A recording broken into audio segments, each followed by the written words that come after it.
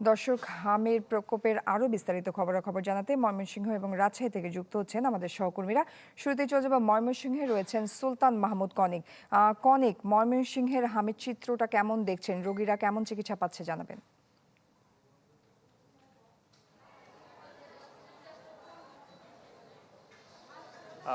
হাম আক্রান্ত শিশু রোগীর সংখ্যা কিন্তু ক্রমশই বাড়ছে এই ময়মনসিংহ মেডিকেল কলেজ হাসপাতালে, এবং এই প্রচণ্ড পরিমাণে রোগীর চাপ বাড়ায় তারা আইসোলেশন ওয়ার্ড করা হয়েছে। হাম আক্রান্ত শিশুদের যারা আসছেন তাদেরকে বিশেষায়িত চিকিৎসা সেবা দেওয়া হচ্ছে। ঢালাইয়ে দৃঢ়তা, নির্মাণে নিশ্চয়তা, প্রিমিয়ার সিমেন্ট, ঢালাইয়ের রাজা। এবং আজকে গত ২৪ ঘন্টায় নতুন করে ২৬ জন হাম আক্রান্ত রোগী কিন্তু ভর্তি হয়েছেন। এর বাহিরেও গত ১৭ মার্চ থেকে যে পরিসংখ্যান হসপিটাল কর্তৃপক্ষ আমাদেরকে দিয়েছেন, যে প্রায় ১৮০ জনের মতো শিশুকে তারা চিকিৎসা সেবা দিয়েছেন, এবং গত ২৪ ঘন্টায় নতুন করে ২৬ জন রোগী ভর্তি হয়েছেন। আর এই ১৭ মার্চ থেকে এখন পর্যন্ত এই ময়মনসিংহ মেডিকেল কলেজ হাসপাতালে চিকিৎসাধীন অবস্থায় ৫ জন শিশু কিন্তু মারা গিয়েছেন। প্রতিনিয়তই উপসর্গ নিয়ে আসছেন, জ্বর, ঠান্ডা, কাশি, এই সমস্ত উপসর্গ নিয়ে আসছেন, এবং যাদেরকে চিকিৎসকরা দেখছেন যে হামের উপসর্গ আছেন তাদেরকে শুধুমাত্র ভর্তি দিচ্ছেন।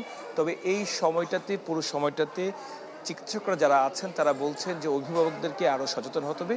তবে যারা ভর্তি হয়েছেন এখানে এবং চিকিৎসা নিয়েছেন, বেশিরভাগের বয়স কিন্তু ৯ মাসেরও নিচে, অর্থাৎ তাদের কিন্তু হামের টিকা দেওয়ার সময় হয়নি।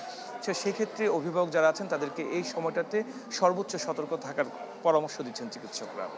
জয়। অনেক ধন্যবাদ আপনাকে। দর্শক, আমরা ময়মনসিংহের খবর জানছিলাম, এবার রাজশাহীর খবর জানাতে যুক্ত হয়েছেন আবরার সাহের। আবরার, ময়মনসিংহে হামের রোগী বাড়ছে দিন দিন, এখানকার পরিস্থিতি জানাবেন আমাদের।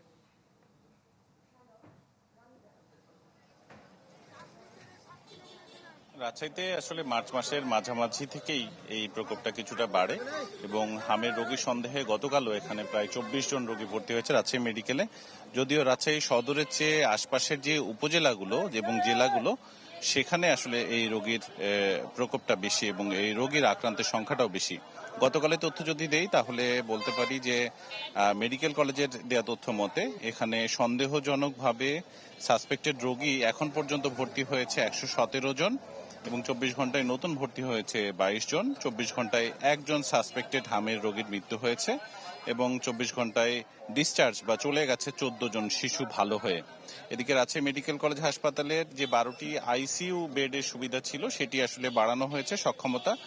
সেখানে অন্য যে অ্যাডাল্ট আইসিইউ ছিল সেখান থেকে আরো ৬টি বেড যুক্ত করা হয়েছে, ফলে ১৮টি এখন এই আসন সংখ্যা। তবে এছাড়াও চাপ আরো বাড়তে পারে এই সন্দেহে রাজশাহী মেডিকেল বাদেও রাজশাহী যে হৃদরোগ যে হাসপাতাল রয়েছে, আইডি হাসপাতাল রয়েছে, সেই হাসপাতালগুলোতেও আরো প্রায় ১০ থেকে ১২টি আইসিইউ যুক্ত করা হয়েছে, এবং রোগীদের বিশেষ করে যেহেতু ছোঁয়াচে রোগ, ফলে এখান থেকে যারা খুব বেশি মুমূর্ষ কিংবা আলাদা করে প্রয়োজন, আইসিইউ সেবা প্রয়োজন, তাদেরকে আসলে সেই হাসপাতালগুলোতে পার করা হচ্ছে। আর পাশাপাশি সেবা আসলে যাতে নিশ্চিত করা যায় সব দিক থেকেই ওয়ার্ডগুলো বাড়ানো হয়েছে, আইসোলেশনের যে কক্ষ সেগুলো বাড়ানো হয়েছে।